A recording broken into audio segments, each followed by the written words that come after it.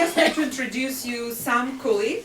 He's a journalist and a foreign correspondent based in Bangkok and Myanmar, covering areas such as gemstones, international business, and transcontinental crime. So that's a separate presentation, probably. It could be. Could be. And of course, he's also a collector of gemstones from Burma. I guess it's impossible to live in a country like this and not to get bug of collecting the gemstones and studying them. That's exactly how it went. For centuries, Myanmar and its various mining regions have been well known in the Western world for being the source for some of the rarest and most impressive colored stones to ever be found on Earth. Many very rare jewels from this obscure mineral-rich country are found inside of royal collections around the world. And I guess before we get into the body of the presentation, I'll just begin by saying that I'm not a gemologist, jeweler, geologist, or historian. It was in my interest of obtaining exclusive stories that I first made my trip to Southeast Asia, to eventually come to learn extensively about Myanmar gems and their origins. So, anyways, the country's name was formerly known as Burma.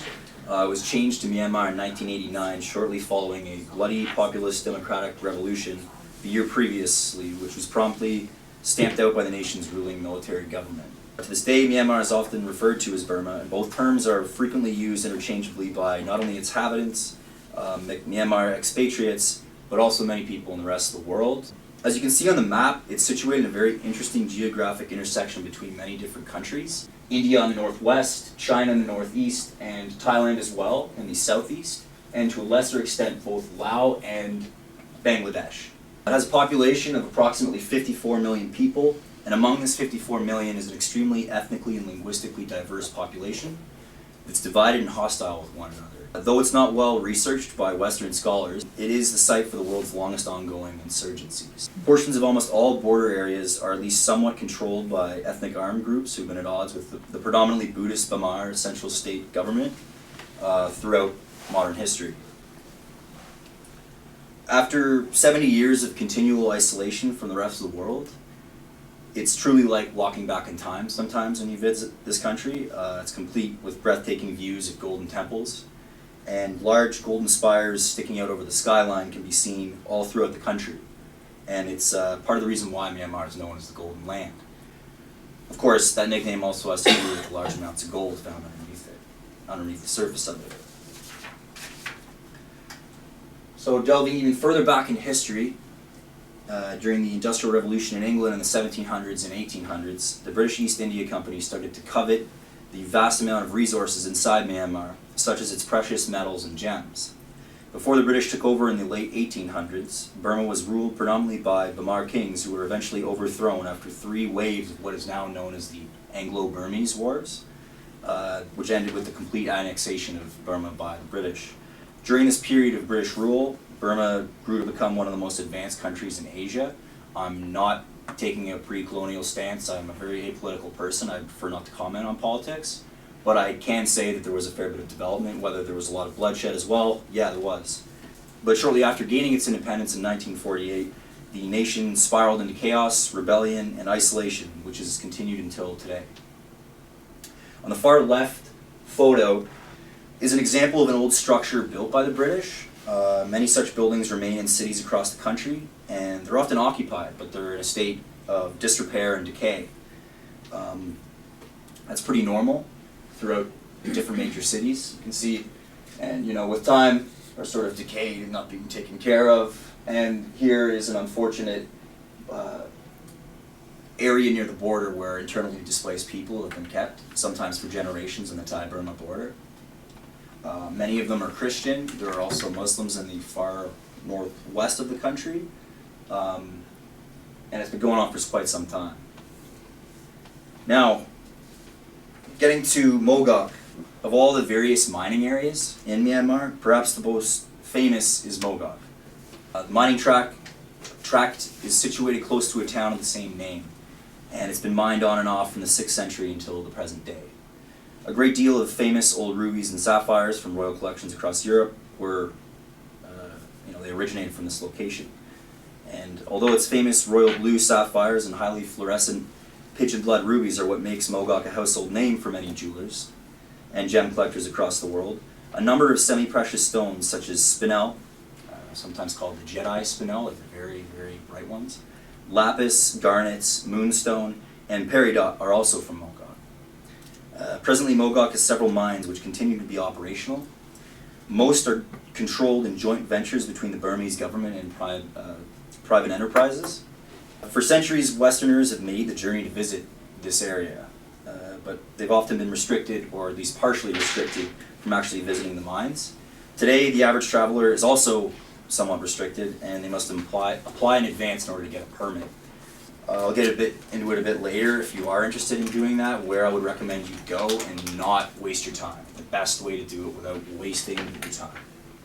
So, there's just some photos of where Mogok is located in the center of the country. These are just various different gems. Here's some mining. So, Mogok in history.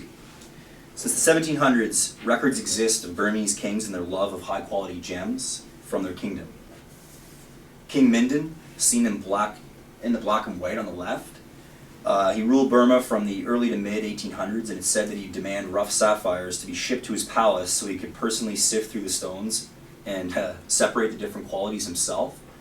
This sort of knowledge of gems held by the royalty is actually held by a lot of people in Myanmar, even though they don't, whether they're involved in the business or not.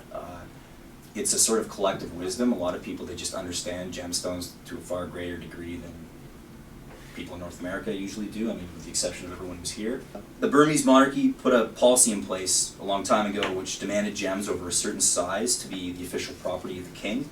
A really interesting story that I heard about while in Myanmar was the famous story of the Mogok ruby, which was a gigantic, very, very fine quality, translucent ruby weighing about 360 carats.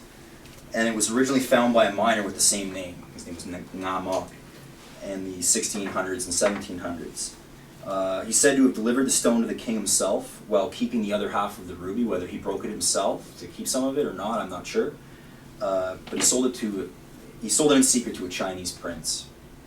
And this deception wasn't discovered until much later, when the king, while entertaining the same Chinese prince, offered the other half of the stone as a gift. And when the king saw the stone, he knew it fit perfectly with his own ruby. So the result was, as you could probably expect at this point in time, was that as a result of him deceiving the king, he was burned alive atop a hill in Mogok. To this day, the hill where he burned was named after his wife, who shortly died afterwards, supposedly of a broken heart. On the right here is a photograph, or actually no, it's a painting. It's a very large oil painting, which is seen in the upstairs of a gems museum in a bit north of downtown Yangon. It's a photograph of what appears to be a Burmese king showing off, showing off the Mogok ruby to either a French or British imperialist from the 1800s who was interested in buying it and interested in obtaining a lease to mine. That was before the country was owned by the British and Mogok was run by the British. So this is an image produced by the Burma Ruby Mining Company in the early 1900s.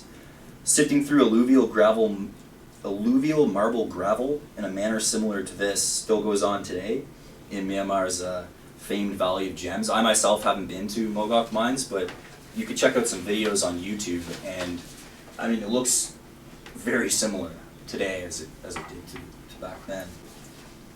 Here are some photographs of various gems from Mogok: rubies, sapphires, spinel, angel-cut crystals. Known for their extremely brilliant fluorescent glow under ultraviolet light, many gem collectors and jewelers here are aware of the unparalleled premium paid on pigeon blood rubies from Mogok, in comparison to perhaps other mining regions of the world where rubies come from. Sam, sorry to interrupt. Can you mention something about the angel cut? Because I don't think. Oh, yeah, I guess that's not it's common to. Anyways, yeah, these spinels are, the natural crystal formation of them is intact, and it kind of looks like it's been cut. Some jewelers prefer to actually put it into the rings like that, angel cut. So, visiting Mogok today, Currently, permits are necessary to do site visits to the mines, but also to access the Mogok, the town itself. Sometimes the restriction is lifted for special events and only for a narrow window of opportunity. Most visitors should expect to wait about 2 weeks for the permit to be approved before making the trip. Permits can be obtained by visiting Naypyidaw, Myanmar's spacious and vacant capital city. Naypyidaw is often called a ghost town by foreign travelers to the city. After numerous times visiting, I have to agree it's quite a strange place. At least a dozen massive luxury hotels are fully staffed, and they're ready to serve hundreds of guests, but the hotels are vacant, and it's just you. It's a very strange experience. It's a nice city though, I mean, it's nice and clean. It's also home to the Myanmar Gems Enterprise, the state-owned monopoly which issues a limited number of permits each year. There's a lot of new mining laws which are coming into effect in the future, or expected to be, and a lot of permits are ending. So permits that are they're basically being finished off, and what's to come is sort of unknown. So moving on to another gem-rich portion of Myanmar, I want to discuss Kachin State. It's a semi-autonomous region in the far north.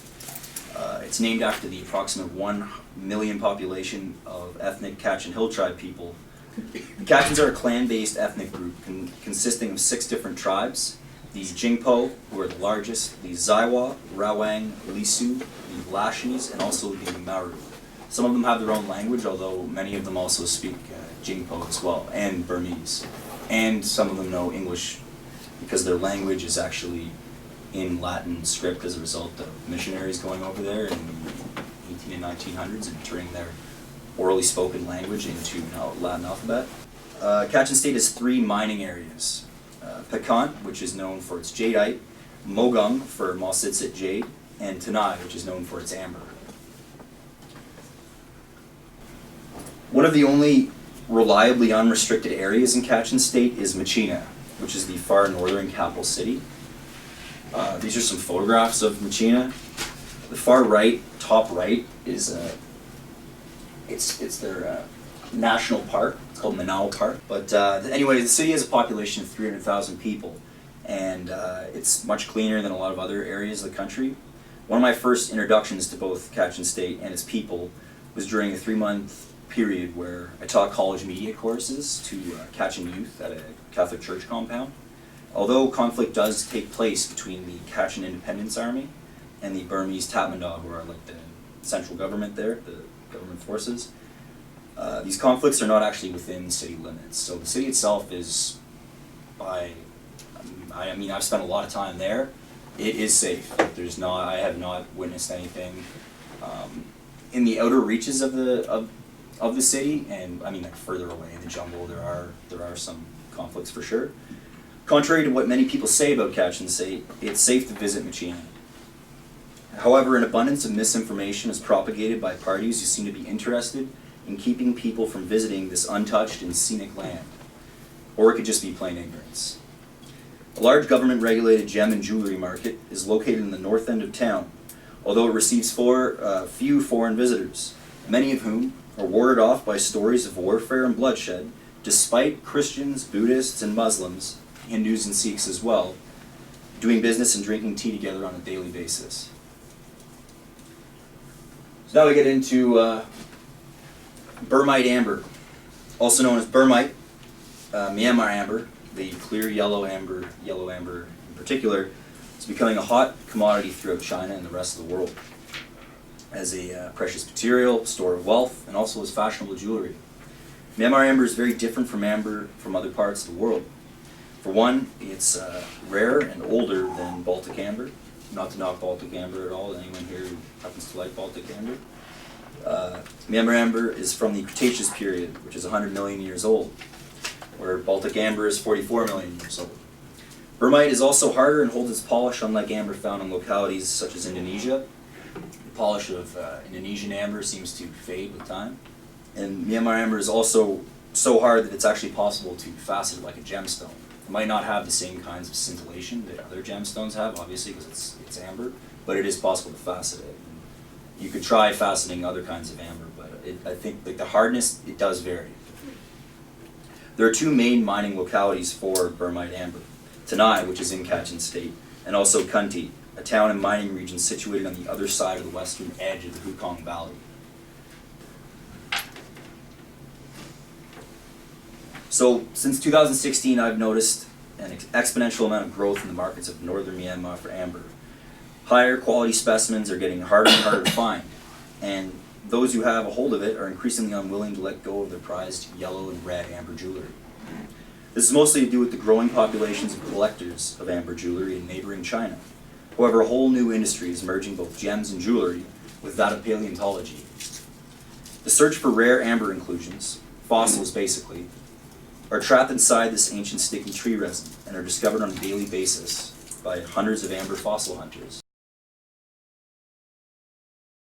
So, you might have noticed in the first video, one of the amber dealers was discussing the best and most valuable amber inclusions, and he called them dino birds, which are believed to be the missing link between dinosaur and bird, which existed at that time, the Cretaceous period, entombed in sticky tree sap from the Cretaceous.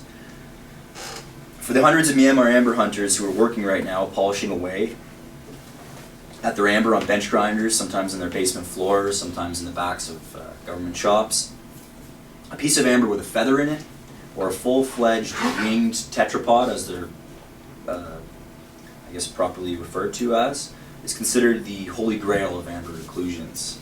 I've revisited some Kachin and Burmese friends after some of these lucky sales, and they've transformed their lives. Formerly penniless, they're now building houses for themselves and their parents because of a lucky break at an emerging industry.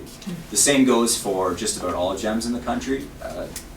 They are thrill seekers. They know that they might go months, not make a cent, and then all of a sudden they get lucky. For at least a century, Kachin tribal people have fashioned amber into jewelry. Generations ago, and still today actually, Lisu chieftains can be seen wearing massive amber necklaces containing what they believe to be long extinct winged animals, which gave them special powers. They've been thinking about this for a long time. They've been talking about it amongst themselves for a long time.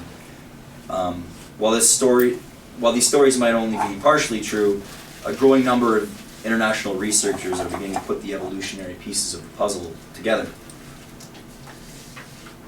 So, even a few short years ago, Cretaceous avian researchers would have laughed at the prospect of anyone discovering a tiny winged animal inside a small amber pendant from Myanmar. Today, not so much. In 2016, a feathered Cretaceous tail was found inside a piece of amber, and earlier this year, an enantoornithine foot, the diameter of 2 millimeters, was recently written about in the International Nature Journal of Science. So, just got some photographs. This is a Kachin man wearing his ceremonial hat, a Cretaceous tail, and another piece of amber.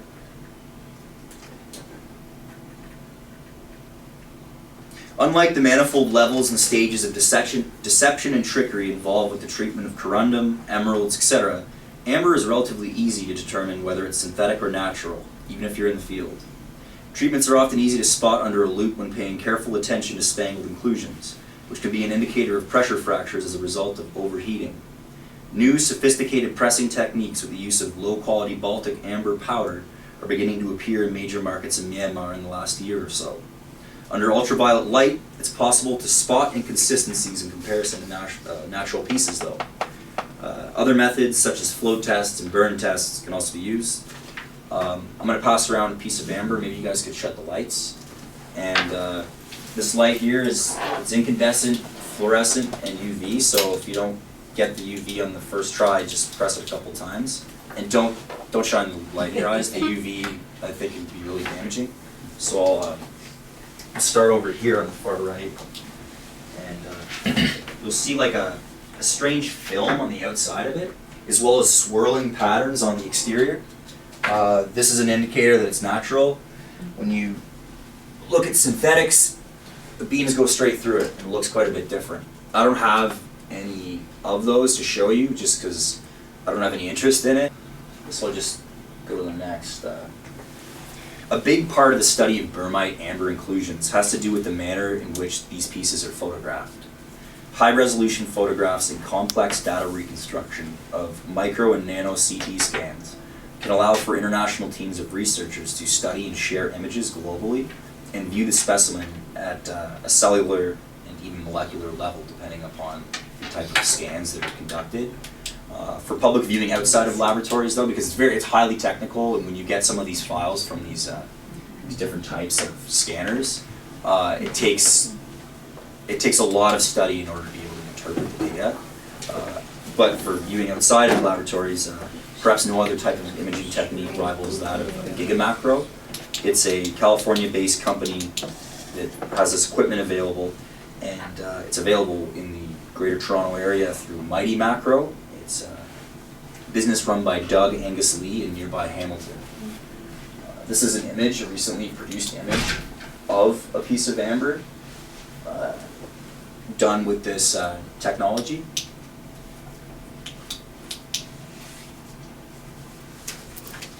So I guess we'll move on to jade now. Here's some photographs of jadeite in its various forms. The photo on the right are prices at a Hong Kong jade shop. Approximately 5 Hong Kong dollars equals a Canadian dollar, which means that that ring would be about, what was it, $12,000? $12,000, yeah. It's just jade, there's nothing else to it? I think there's very small diamonds on the outside, but that's a very thin, you know. Since ancient times, jade has been valued as the stone of heaven among China's emperors and their subjects. It's believed to bring good luck, fortune, success, and even in the event that its wearer drops a piece of jade jewelry, if the stone breaks, it's supposed to be good luck as well, because it's warding off a future tragedy which may occur. This is according to, I guess, Chinese Confucian belief systems. Superb, fine-quality imperial jade fetches prices surpassing the cost of diamonds sometimes at major auctions in Hong Kong and elsewhere. Unlike the nephrite jade found throughout the world, including Canada, Hpakant, that's the area, the mining area where it comes from, is ground zero for the world's largest supply of high-quality jadeite, which is much rarer. Situated west of China, these Kachin Himalayan foothills are being unearthed at an alarming speed. Thank you. It's a haphazard multi-billion-dollar industry. The Myanmar central government is only beginning to rein in and regulate. While a fair bit of jade makes its way southward into official markets in the country, a huge quantity of jade is shipped straight from the mines in neighboring Yunnan, China, without a moment's consideration. We're talking dump trucks here. But keep in mind, all these dangerous porous border areas are off limits to foreigners. Just like the gold rush boom towns in western United States and Canada in the 1800s, the jade mines of Kachin State are a dangerous place for young fortune seekers drawn by the allure of easy money. Every year, dozens of people, sometimes hundreds, die in landslides as they pick through loose mounds and tailings, attempting to find jade and gravel left over by gigantic Komatsu backhoes run by official mining operations.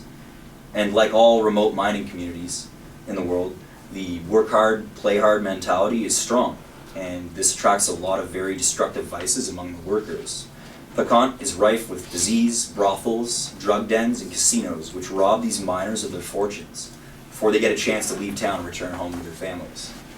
If you ask them, though, just about every family in Kachin State has a friend or relative who managed to do well for themselves after the sale of a single piece of jade. Now we're moving on to Maw Sit Sit jade. You can see that the jade in the title here is italicized. It's italicized for what I believe to be somewhat semantics, but I'm not a gemologist. Maw Sit Sit's an extremely rare type of jade that is no longer considered to be jade by GIA because in reality it's a dense rock containing several extremely rare minerals. Sometimes referred to as the real-life kryptonite due to its otherworldly origin and bright color. Maw Sit Sit is actually named after the town of the same name. In the late 80s and early 90s, the entire mine was exhausted in a short period of time. In Burmese language, Ma means mine, and Sit Sit was the town name.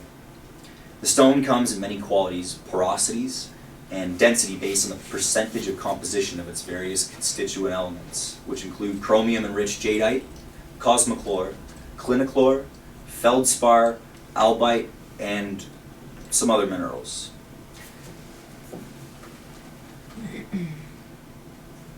There's a legend among southern Chinese and also northern Myanmar people regarding Maw Sit Sit and how it landed on Earth from a green asteroid.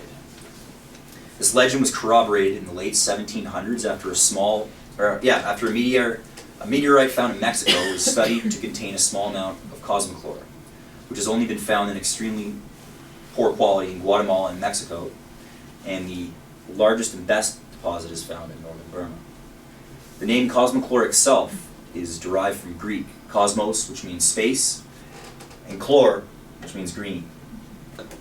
That's my presentation.